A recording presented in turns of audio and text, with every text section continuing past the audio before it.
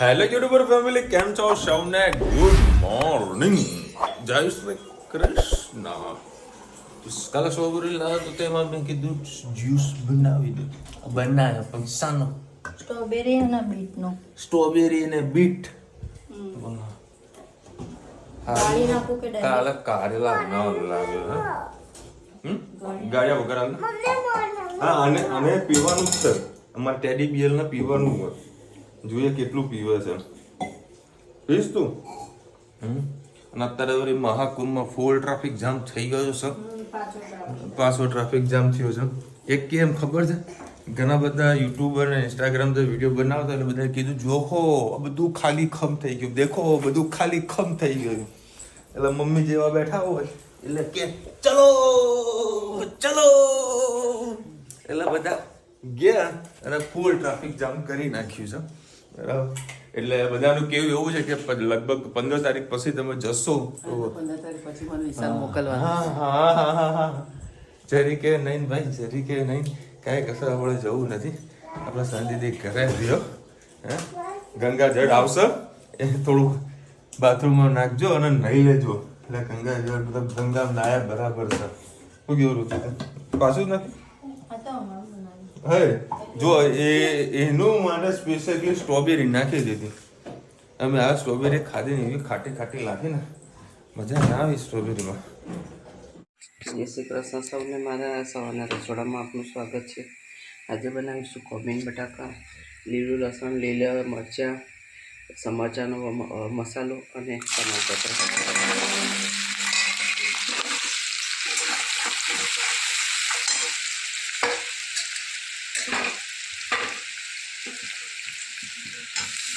થોડું શાક નાખી દે એટલે આપણે વધારે ભરેલું.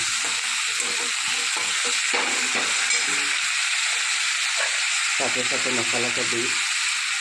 હળદર, લાલ મરચું, ધાણા જીરું,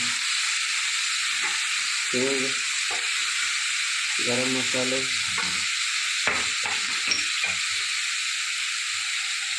સ્વાદ અનુસાર મીઠું. કાલે એક આયુર્વેદિકનો મેં વિડીયો જોયો. એના અંદર એ કહે કે તમે જે આ મસાલા અત્યારે જે તેલમાં નાખીને કરો છો ને તેનો નાશ થઈ જાય છે. શાક થઈ ગયા પછી મસાલા કરો તો એની કહેવાની વાત સાચી છે, પણ કાચા એ મસાલા પછી શાક થઈ ગયા પછી તો ચડે જ નહીં, તો પછી એનો ટેસ્ટ તમારે કાચો કાચો જ લાગતો હોય ને.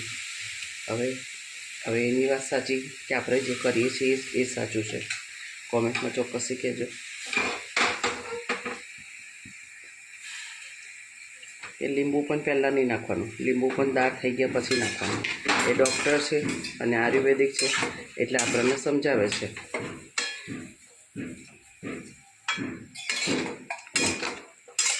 જો બધાનું કરવું આ પ્રમાણે.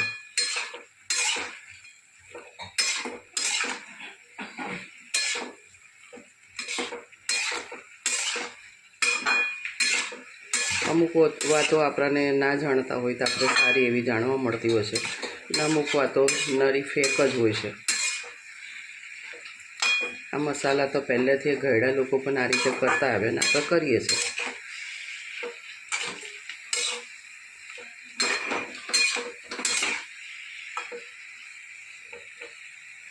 સરસ બધું મિક્સ થઈ ગયું છે.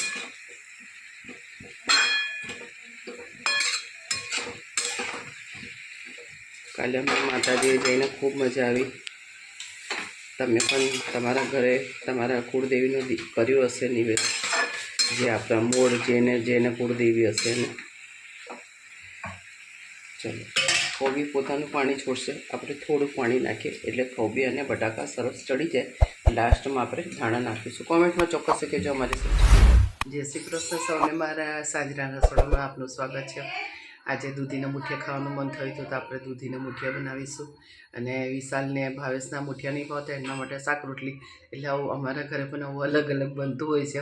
કોઈકના મુઠિયા ખાવા, કોઈને ખીચડી ખાવી, કોઈને શાક રોટલી ખાવી, બધાની ફરમાઈશ પૂરી કરવી પડતી હોય છે. તો આજે ચલો આપણે દૂધીના મુઠિયા બનાવીએ. દૂધી મેં છીણી લીધી છે. આ કસૂરી મેથી છે. તમારી પાસે તાજી લીલી મેથી હોય તો તે પણ તમે નાખી શકો. ઘઉંનો ભૈડન છે, 2 ચમચી ચોખાનો લોટ, 3 ચમચી બેસન છે, ધાણા છે, આના અંદર લીલા મરચાં, વલિયારી, અજમો, આ લસણ, સેજ આપણે નાખીશું ખાવાનો સોડા, હિંગ, હળદર, લાલ મરચું, ગરમ મસાલો, આ ચૂપ રે, ધાણા જીરું,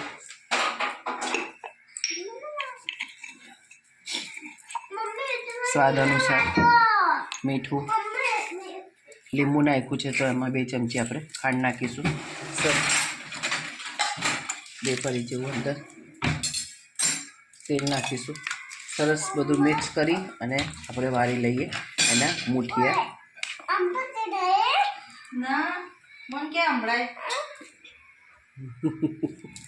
એની મમ્મીને કહે છે સાંભળતી નહીં, ને આજકાલના છોકરા કેવું સાઉન્ડ બોલે છે. ચલો આપણે એના વાર દઈએ મૂઠિયા. બધા મૂઠિયા વારી દીધા છે. અડધો કલાક એને સીજવા દઈશું. પછી એને વઘારીને તમારે ખાતે વઘારીને કાં તેલ નાખીને ખાવા હોય તો કાચા તમે તેલ નાખીને પણ ખાઈ શકો છો. અમે બનાવીએ છે આ રીતે મૂઠિયા. આગળ જોતા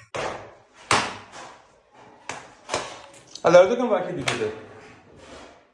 દરવાજો કેમ રાખ્યો? ધનુ એ મેં કે દરવાજો રાખી તો મચ્છરા ના આવે. ઓય રામ, ધનુ આપણે કેટલા મચ્છરા માર્યા? એક જ માર્યો. રૂમ જો ઘરે આવો ને પેલા મચ્છરા મારવાના. ઘરમાં મચ્છરાવાળી કુણા છે, હજુ કઈડ્યા નહીં. એ ઉભી થા બાજુ. હા હા મને ખબર છે, સાઈડમાં છે એ થોડુંક એના થોડુંક આમ લાગુ જો ગરમ છે. અલે બાપા આ જો છે બોલ્ટા જે ચડીઓ મારા ઉપર. એ ધનુ અને ધનુ મને કપડા પહેર મને કે પપ્પા હું કેવી લાગુ છું? કેવી લાગે? આમ બોલતો કર, આમ પૂછતો કરી તું, પૂછતો કરી. કપડા પહેરવાના, ફોટો પાડવાના અને 2 લોકોને પૂછવાનું કે હું કેવી લાગુ છું. હમ ત્યાં લે હાલો ઉતરોડો.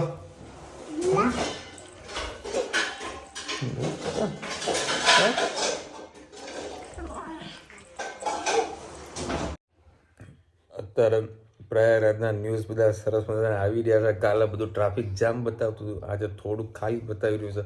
પબ્લિક વિચારી રહી છે કે ભાઈ ક્યારે જવું કે ન જવું. કાલે પૂનમ છે એટલે કાલે નાવાનો યોગ વધારે છે. હા કાલે છેલ્લું છે બરાબર. આજે પબ્લિક શિવરાત્રી છે 24.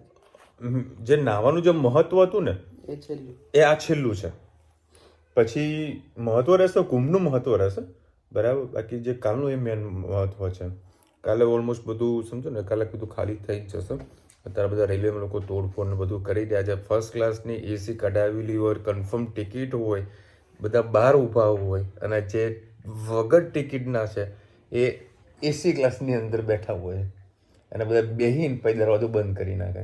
લોકો તોડફોડ કરે છે. મારા ઘણા બધા મહેસાણાથી લોકો ટેમ્પો ટ્રાવેલર કરીને લક્ઝરી કરીને બધા જવાના છે. 14 તારીખ પછીનો પ્રોગ્રામ બધા બનાવ્યો છે. જે જતું હોય ને પ્રોપરલી મેનેજમેન્ટ કરીને જતું હોય, મતલબ મુહૂર્ત જોઈને કયા દિવસે પબ્લિક આવશે કયા દિવસે નહીં આવે. જેમ આપણે સેટરડે સન્ડે અહીંયા આગળ પબ્લિક ટુરિસ્ટ પ્લેસમાં જે વધારે હોય શનિ રવિની અંદર, માઉન્ટ આબુ ફોર એક્ઝામ્પલ, એવું ત્યાં આગળ પણ હોય. કારણ કે લોકોને રજાઓ હોય એ હિસાબે પબ્લિક નીકળતી હોય છે. કઈ રીતે ચલો આમ મમ્મી જવાનું તો બેસી જ જવાનું ગાડીમાં, તો કોઈ ટેન્શન ખરું? આ પાવર બેંક લઈ લેવાને ટીવી સિરિયલ પછી શાંતિથી જોયા કરવાનું. હવે કાલે અમે જે ગાડી વગેરે હેરાન થયા ને એ અમને પૂછ બે ઇકો જવા દીધી, એક રિક્ષા જવા દીધી, પછી એક સ્પેશિયલ અમારા માટે રિક્ષાવાળો આવ્યો કે ચાલો એ ભાડામાં તમને લઈ જઈએ. ભાડાનું તો જો કે વાંધો નહોતો, પણ એવું સાધન પણ એવું આપણને મળવું જોઈએ ને. પછી આવતા અમે બસમાં આવ્યા. બસમાં તો એવી ઉડતી હતી ને એવી રડે કરી ઘણું હેરાન. ઉતરી જાઓ કે કદી બેઠી નથી બસમાં. તો કાલે તો સાધન વગર બહુ હેરાન થયા. બધામાં દર વખતે પર્સનલ સારી એવી સર્વિસ મળતી હોય, ઘરમાં બે ગાડી હોય તો એમાં રખડતા જવું પડે. અમે હું ભાવે 2 જણા ક્યાંક જઈશું કામ ધંધે, ત્યારે તમે ફરી શકો. પછી બધાને ફેરવો કરવા બેહો તો ભાઈ ગરબો ઘેર આવો. એટલે થોડુંક પ્રાઇવેટ સાધનમાં એવું ફરવું જરૂરી છે.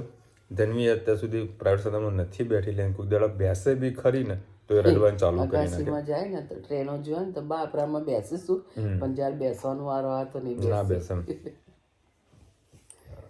આ બધા અનુભવ કરાવવા જ જરૂરી છે. દર વખતે બધી સુખ સાહેબી ન જ આપવી જોઈએ, થોડુંક રિક્ષામાં બેહાડવા પણ. શિવાંશીબેન લખી રહ્યા છે 13 તારીખે ઓપરેશન છે, માતાજીનું દર્શન ખૂબ સરસ થયા. શાનું ઓપરેશન છે બેન? હવે કે તમારું ઓપરેશન સક્સેસફુલી થઈ જાય અને સરસ મજાની રિકવરી થઈ જાય, જે પણ તકલીફ છે બધી તમારી પ્રોબ્લેમના દૂર થઈ જાય. દૂર કરે ભગવાન. બાકી ઓપરેશન તો બહુ ખતરનાક હોય બાપુ. હું તો નહીં જોઈ શકતો, પણ રુચિતા જોઈ શકે. હિચકી માટે સારો ઉપાય બતાવ્યો. હા, આપણે કાલે અમને 2 દિવસ પહેલાં ક્વેશ્ચન પૂછ્યો કે બધાના ફેવરેટ જાદુગર કોણ છે, તો ઘણા બધા લોકોએ કીધું છે કે લાલ. મેં નથી જોયો છું કેલાલના જાદુગર, એ પણ ખૂબ સારા એવા મેજિશિયન છે, સારા એવા જાદુ કરે છે. ચલો બસ એટલે જે કોમેન્ટ હતી. અને શનિવારે આપણા ઘરે મુખ્ય મહેમાન આવી રહ્યા છે, બરાબર, અમેરિકાથી. તેમને રવિવારે લઈને જવાના છે ફરાવવા માટે. કોણ આવે છે કોમેન્ટમાં કહેજો. મેં ઓલરેડી આગળ કદાચ મેં કીધેલું છે, તો છતાં ફરીથી તમે કહેજો. સસ્પેન્સ હશે. શનિવારે દર્શન થશે, રવિવારે દર્શન કરવા માટે લઈ જવાનું છે. ફૂલ મોજ કરાવવાની છે, બરાબર. શનિવારે હાફ ડે જેવો રાખીને એમને લઈને પછી મહેસાણા આવીશ, અને ખાસા બધા મંદિરે દર્શન કરવા માટે જવાનું છે, એવો પ્રોગ્રામ ગોઠવ્યો છે. જોયા કે શેડ્યુલ સેટ થાય છે, બાકી જવાનું એક કન્ફર્મ છે, કારણ કે દૂરથી આવ્યા હોય તો આપણે ફેરવવા પડે. અને આપણે ઘણા બધા સબસ્ક્રાઈબરને કીધેલું જ છે, બરાબર, કે આવો મોસ્ટ વેલકમ. ચલો મળીશું નવા વિડીયો સાથે, નવા મોજ મસ્તીની સાથે. ત્યાં સુધી અમને આપો રજા. જય હિન્દ, ભારત માતા કી જય.